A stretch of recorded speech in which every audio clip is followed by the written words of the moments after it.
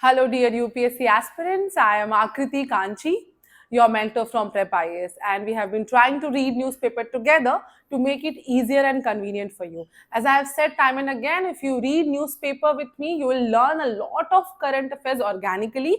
You will be able to remember UPSC syllabus properly with respect to GS paper 1, 2, 3, 4, and we'll pick everything from essay, ethics, prelims, and mains point of view, right? So let's start with me today.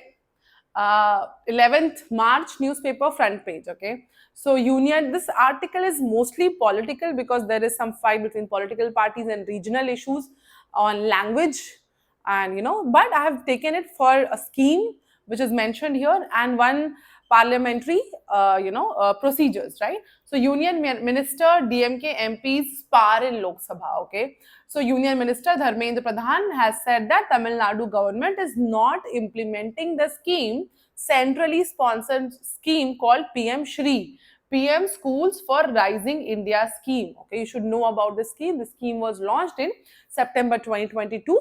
The aim of the scheme was to improve the quality of education and infrastructure in schools. Okay, so improving the public schools to the level of the quality we want to achieve in our skilling, right?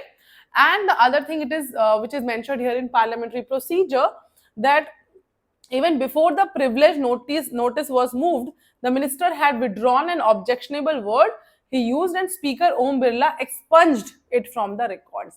Now, word expunge, you should know. I was asked in my UPSC interview by the board director, the interview board director Arvind Saxena sir, that what is expunge. At that point of time, I did not know properly about it, but now I don't want you guys to miss it and make the same mistake. Expunge is when any MPs who have the parliamentary privilege under Article 105 of the Constitution, when sometimes they're speaking something which is not, maintaining the decorum of the, Parliament, and is, it's leading to defamation or some some inciting some religious or any other organization, the speaker has the power to remove those words. Okay, under Rule 380 of the Rules of Procedure and Conduct of Business in the Lok Sabha, it gives speaker the discretion to expunge any word. So expunge meaning taking out that word from the parliamentary recording and documents. Okay, that's what expunge mean. You should know this scheme, PM Shri, and this expunge word, Rule 380 of the parliamentary procedures. Let's move to the next article. There's nothing much in editorial today. Okay, news for cricket on Champions Trophy. Now this is a little bit of our interest. It talks about India-US relation from WTO point of view, and India-US trade agreement and the test of WTO laws. So this editor is saying US is trying to bring a lot of things which is not going according to the laws of WTO and GATT. Okay, this comes under GS paper 2, important international institution and its mandate. So which important international institution is being talked about here? WTO, World Trade Organization.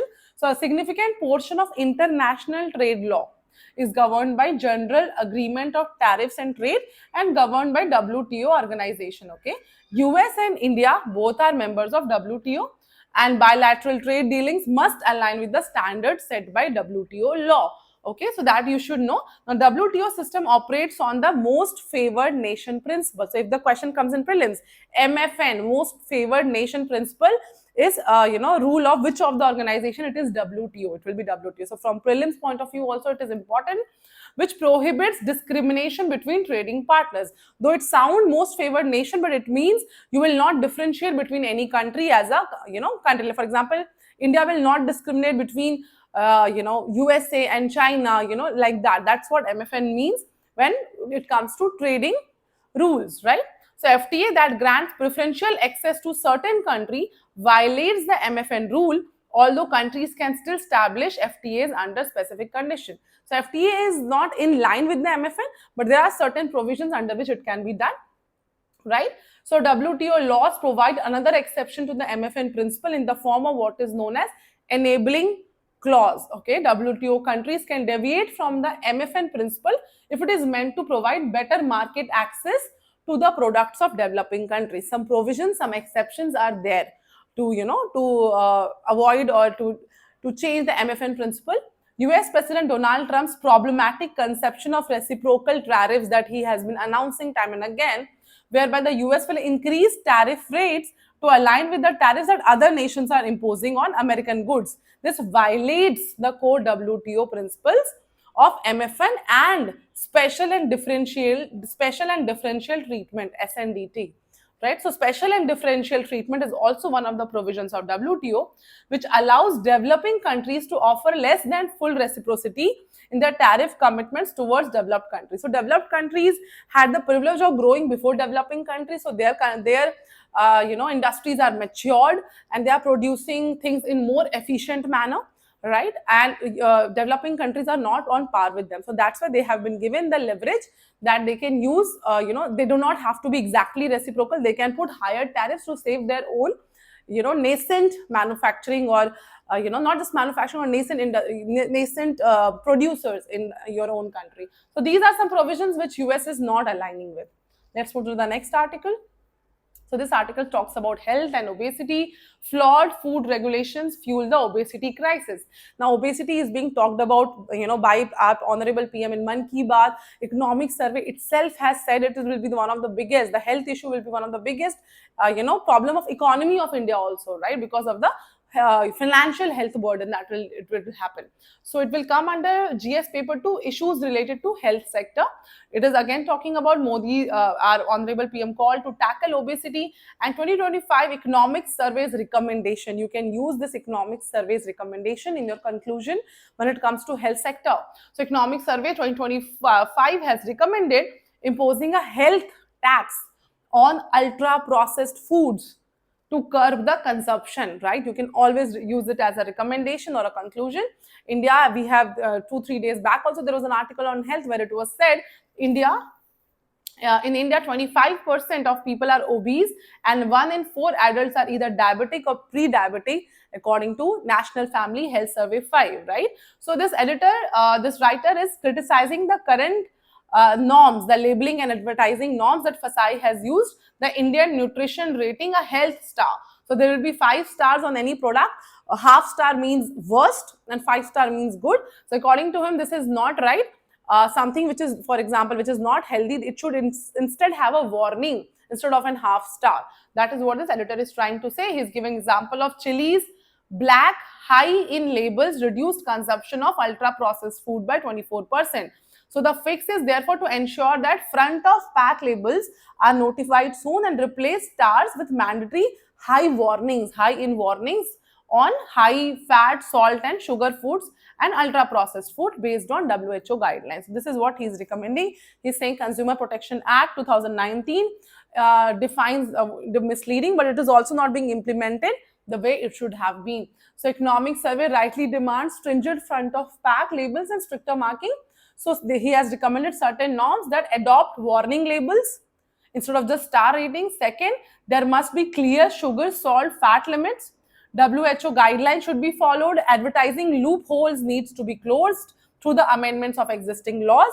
And government could consider launching a campaign on the risks of ultra processed food in all languages, right? Maybe Bengali, Tamil, and all kind of Dogri, all kind of languages, so that local people can understand what is actually happening and not just in English. Okay, let's move to the next article. This article just gives you a point from Main's point of view, from employment related. This comes under GS3 employment. Okay, so employment is increasing in India, the data is saying, but real wages for regular salaried jobs have not kept up with the inflation over the last 7 years. So real wages have to, like, inflation is moving at a percentage, and if wages are not moving at above inflation percentage, so our wages or our the purchasing power parity actually will reduce. Okay, so this is what saying that real wages refer to the income of worker earns that is adjusted for inflation, right? So they reflect actual purchasing power. So wages for salaried workers in India have stagnated. Inflation have risen in higher value than the wages. So our purchasing power has reduced. Okay, for salaried people, it is a loss thing. Okay, let's move to the next article.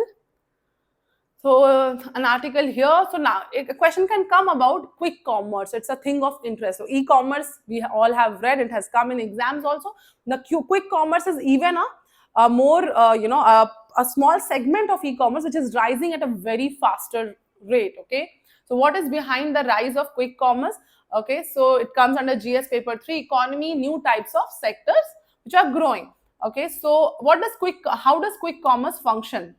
So a subclass of e-commerce. E-commerce, you all know, Amazon, Flipkart, all these are indicators, all these are examples of e-commerce. Now, within this, there is a subclass, which is quick commerce, okay, which entails 10 to 20 minutes of delivery, okay. Generally, Amazon and these things delivers in 1 to 2 to 3 days. This will deliver in 10 to 20 minutes. This is what is quick commerce, okay, and it will deliver in 10 to 20 minutes to your doorstep, okay. So they have elaborate network of dark stores or distribution centers, which are warehouses used by the platforms to fulfill online orders, okay, with no in-person shopping. So nobody can go to warehouses and shopping, but there's just to there to give for good operation, so that they can deliver things on time to the houses nearby, okay. So the idea is to be in close proximity to the consumer to facilitate faster deliveries, okay, through mobile apps, okay. So it will be a customized shopping experience that they're trying to provide, and they're also having data based on which they are able to keep things based on the demand of that place, okay. For example, if I'm ordering paneer more, and this society is ordering this kind of things more, the warehouse nearby will make sure that those stockings are at place, those stocks of those things are at place, okay. So that's what it is.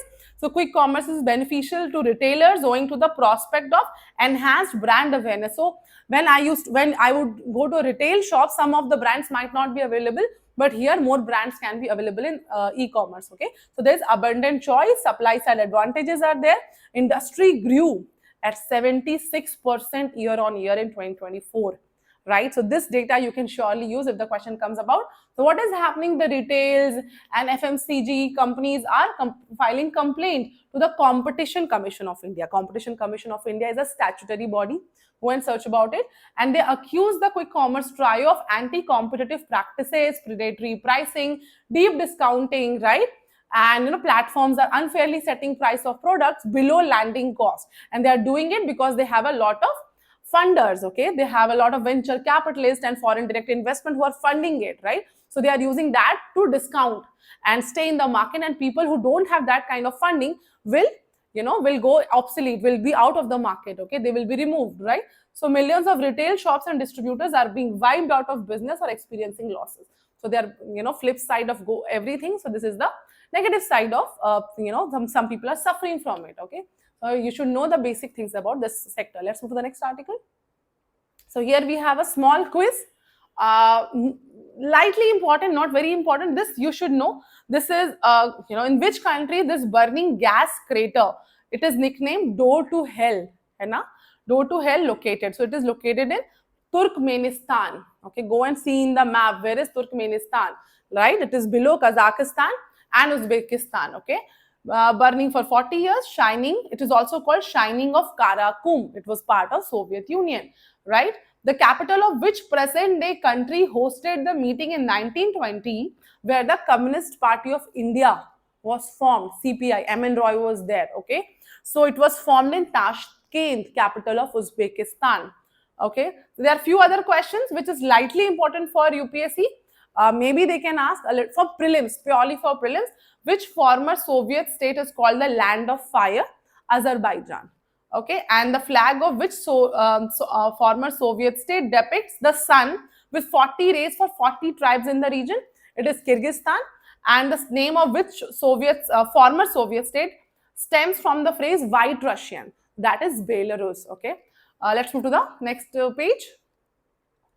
We have a report of CIPRI, which talks about how much countries are importing the defense imports.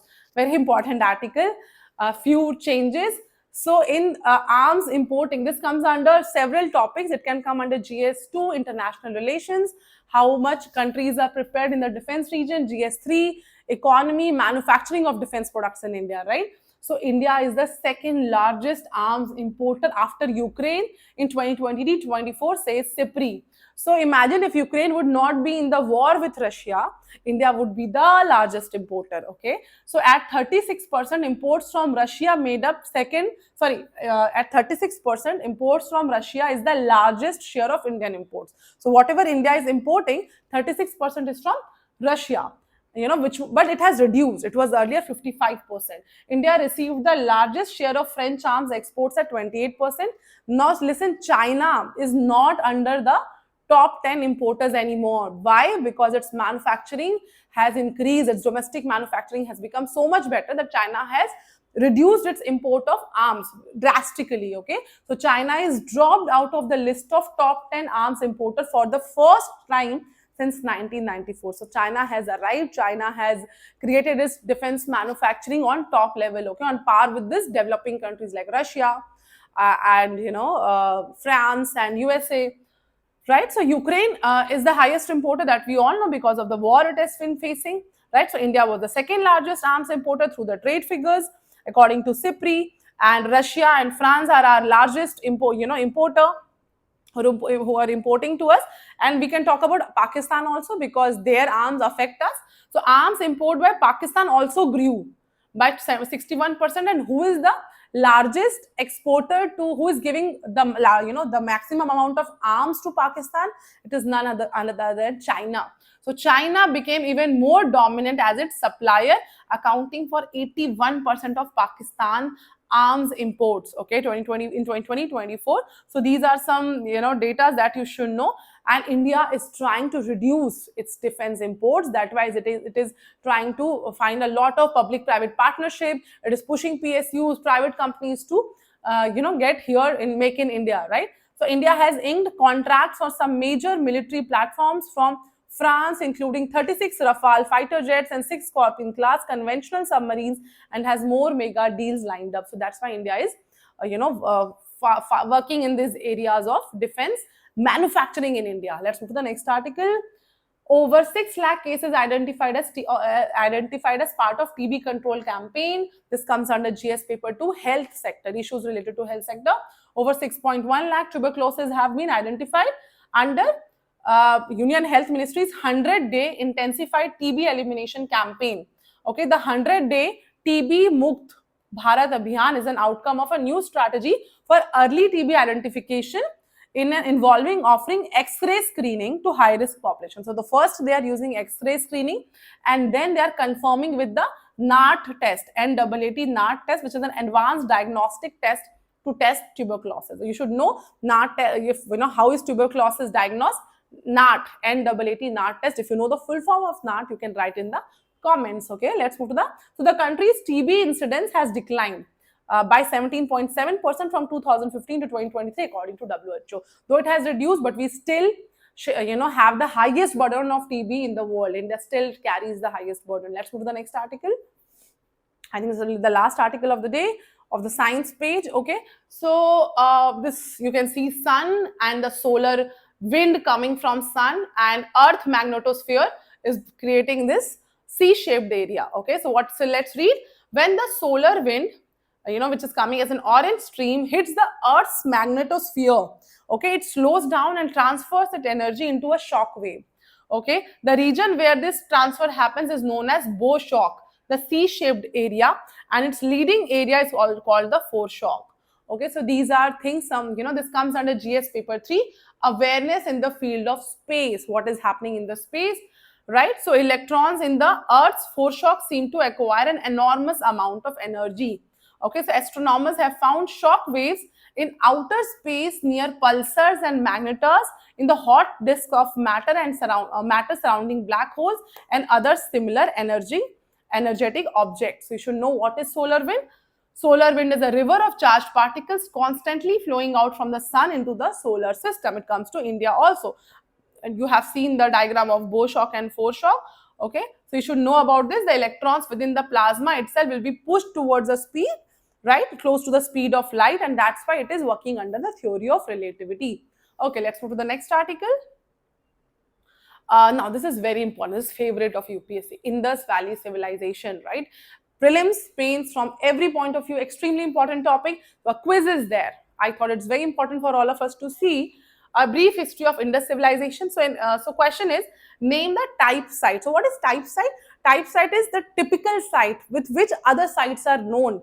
Okay, so a type site in archaeology is a particular place or settlement that defines the culture and our other characteristics identified with the civilization. So, what is the type site of Indus civilization? It is Harappan site. So, IVC is also known as Harappan civilization. Indus Valley civilization, Harappan civilization are the same. And it was why? Because it was the first site to be excavated. Okay, now this is another site which has been one of the major cities of IVC and is located in the Cholistan desert in Pakistan's Punjab and is today threatened by land use conversion. This site is called Gaveri Wal. Gaveri Wal. Okay, so Gaveri Wal is an IVC site in the Cholistan desert in Pakistan's Punjab. Next site, 3 officers of the Archaeological Survey of India, and one of them was mainly credited with discovering the importance of Mohenjo-daro, which is the biggest and most important site of IVC to the and its antiquity. Who was this person, right? So he's not the very important person with who is related to discovery of Mohenjo-daro was R.D. Banerjee, Rakhal Das Banerjee. The other two are D.R. Bhandarkar and M.S. Watts. You should know these names. R.D. Banerjee is with Mohenjo-daro. We should surely remember this. The early years of Indus civilization overlapped with the late periods of Neolithic settlement centered, which is Neolithic settlement, which is clashing with the early years of Indus civilization. It was Mehergarh in Balochistan of Punjab. So the latest years of Mehergarh were overlapping with the early years of IVC.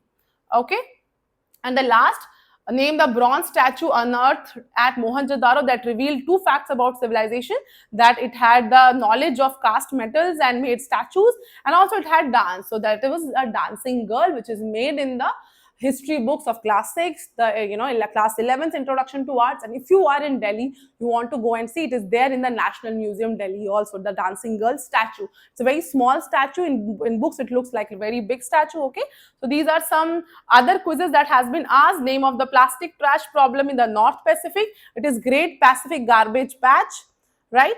And you should also know about Pacific Ring of Fire, belt of volcanoes encircling in the Pacific Ocean. It was asked in 2023 mains paper of GS paper 1, geography, right? You should know all this also. And biological questions can also come in prelims. Hormone responsible for regulating menstrual cycle in women is estrogen. Okay, vitamin that helps prevent neural tube defect is folate. Vitamin that plays crucial role in calcium absorption is vitamin D. Doctors tell you to go and soak some sunlight because of that, right? Whether progesterone levels are constant through menstrual cycle, no, it is not. It is a false fact. So these kind of information you should have from prelims point of view also. Thanks, and this much is for today for 11th March.